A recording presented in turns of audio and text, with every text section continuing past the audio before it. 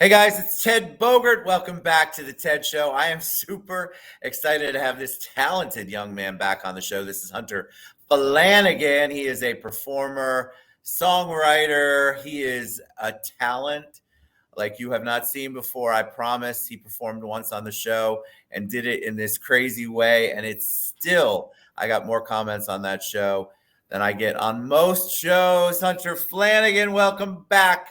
How are you today, buddy? Pretty good, pretty good. I love hearing that I did my last interview in a unique way. You did. It was unique. You did a great job, and yet you pulled it off and sounded amazing, which is a nice God-given talent that you have there. All right, so for the people who didn't tune in, who might want to learn more about you, give them the 411. You know they love origin stories, so tell them about Hunter Flanagan.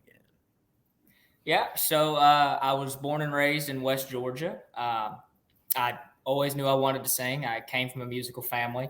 I'm big now. Hi. At 16 months I'm still old, here. You're good.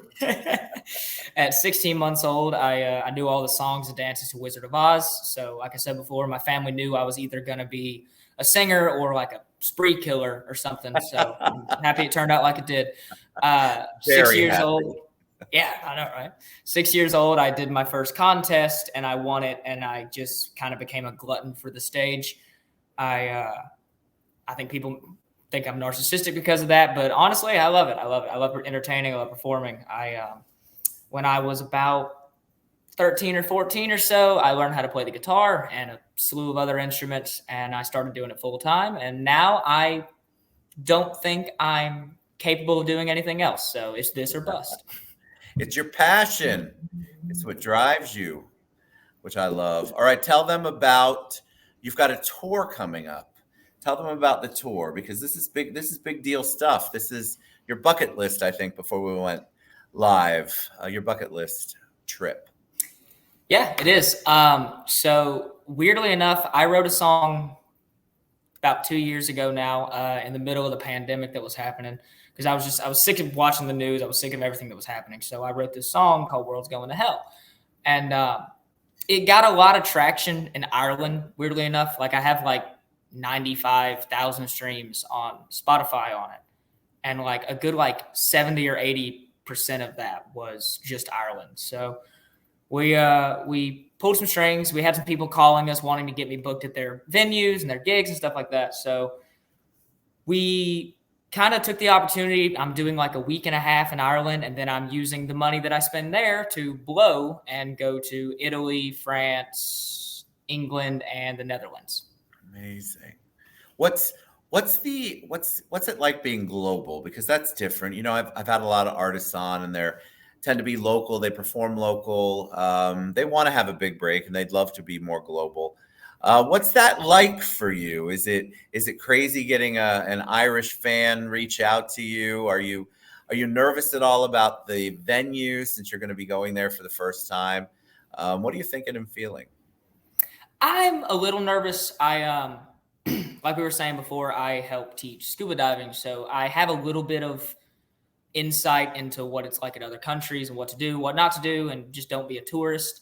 But this is gonna be my first time performing in another country, like a lot. Like I've done like shows or two, like in Mexico or in the Bahamas or wherever. But this I'm going to perform, and it's really weird. My biggest concern was finding a way to get my equipment over there, like my guitar and stuff. But a good buddy of mine who visited there many years ago, he hooked me up with a music store that rents out gear. So I'm not taking any of my own stuff. I do not trust Delta's baggage claims because I just lost my luggage not 2 weeks ago, and I still Understood. haven't found it. But it is. It's weird. It's odd because like I am at my heart and still am. I'm a local musician. I'm a local band, and I think it's so funny that like here in like when I go to like the town that I was born and raised in and I say I have a show there, I get like 3 people show up. But I'm going to Ireland and I've had like 50 DMs of people saying, "We can't wait to see you. Oh, we can't wait to see you. Oh, it's going to be fantastic." And it's like, I, if only Bowden gave me all the love that Dublin gives me. This is what I remember about you. You have a great sense of humor. Tell us about the scuba diving really quick. You've mentioned it twice. It seems like you've accomplished so much in a young age. How are you teaching scuba diving? So, um, first of all, I have to accomplish a lot because God didn't grace me with height. I was born 5'6". I had to develop a personality. So, I'm technically, I say teaching. I'm like like an assistant instructor. I'm a dive master with a dive company out here, and I'm working to get an instructor. Hopefully, sometime in the next year or two. So basically, right now, I can help teach. I can show you the ropes, but I can't sign the paperwork to give you your certification card. But I always wanted to do that. I was maybe, I don't know, 10 years old, and I read 20,000 Leagues Under the Sea for the first time. Actually, it's literally right here. It's Oh, my look at favorite that. book. You're on my bookshelf. But and I had these problems with my ears. I had tubes in my ears when I was a kid, so I couldn't even go underwater while swimming. So when I was about 15, I went to a doctor's office and they gave me the all clear and said, your ears are fine now. And that same day, I didn't tell my family. I went and signed up for scuba lessons and just told my mom, hey, you're going to have to take me to this address where there's a bunch of strange men and just trust me on this. How'd your mom take that? She it's so I talked so little about it and like it came up so fast because literally I got the okay from the doctor and then I couldn't even drive yet. And the next day I was like, okay, I'm going 2 weeks from now and I'm gonna learn how to dive. And I kept saying it just like that. And all the way up until they started fitting me for a BC and fins and a mask and stuff, my mom thought I was talking about high diving. And I should have gotten the gist when she kept saying, but honey, you're not very graceful in the water. Like, why do you want to do this? Like, I don't get it. And I was like, you don't have to be graceful. It's like, it's doing something a lot of people don't do. She's like, all right, cool.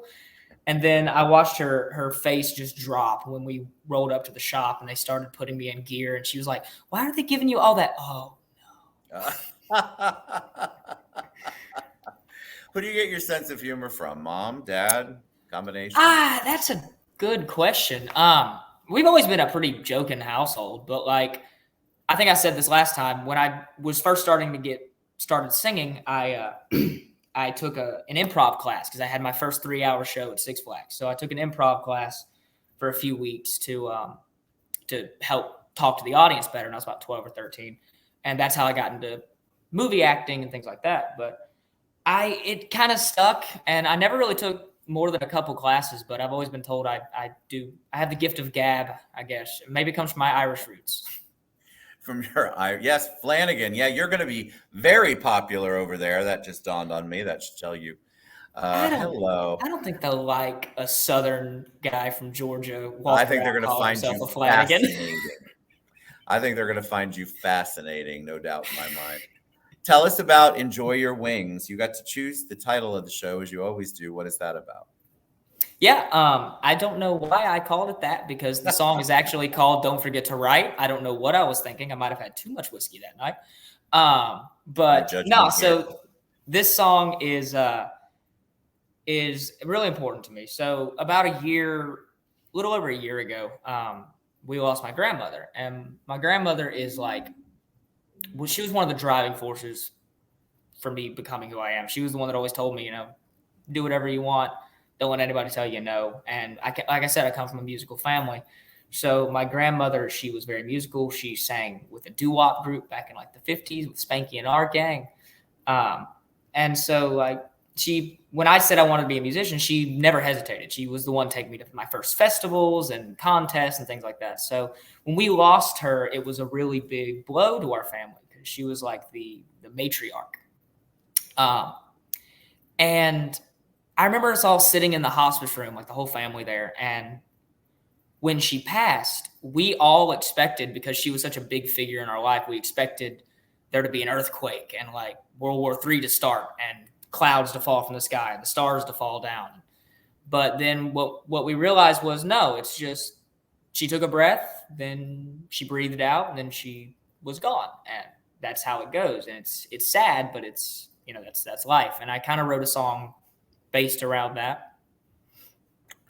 Well, now it's time to perform it. I am excited to hear it. All right, y'all. Hunter Flanagan. Let's see.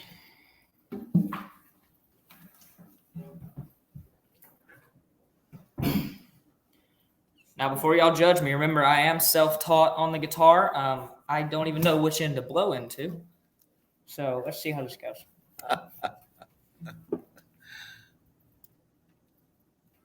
I have lyrics here. I literally just wrote it. I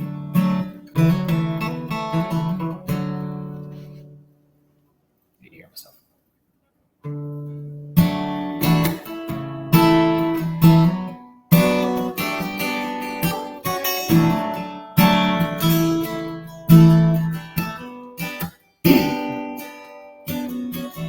Sitting by your bedside, mama's out back, chain smoking Marlboro Ice. Don't know when it's coming, but it's coming soon. I hear crying on down the hall. Somebody just made their last call, but they're still hanging on that just like you.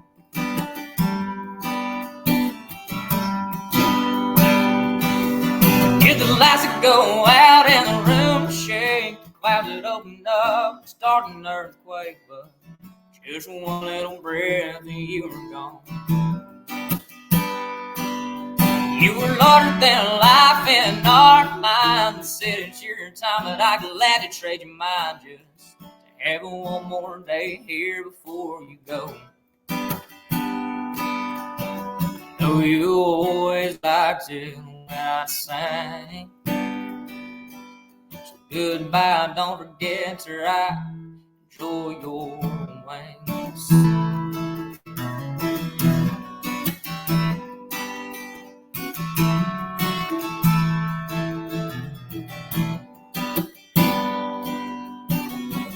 Been a year or so gone now. Daughters and grandkids all hang around once in a while and get drunk and talk about you. Great grandkids are so grown, they still ask every day when you're coming home to visit. They say hi if the song reaches you. Get the lights that go out and the room shake. The clouds that open up, start an earthquake, but just one little breath and you were gone. You were larger than life in our minds. I said it's your time, but I gladly trade your mind. Just having one more day here before you go. Miss you more and more every single day. So goodbye, don't forget to write. Enjoy your wings.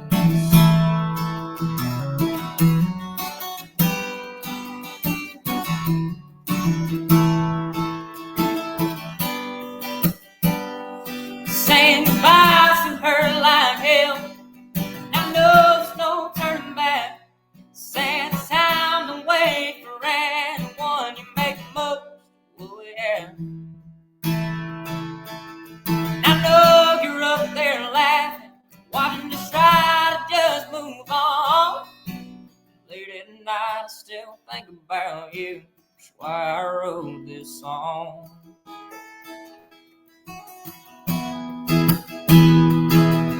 Get the lights that go out and the room shake. The clouds that open up, start an earthquake, but just one little breath and you were gone.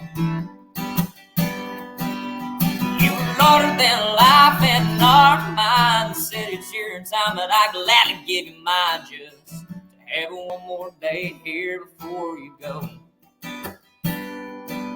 It's all good down here, don't you worry about a thing. Love you, don't forget to write. Enjoy your wings.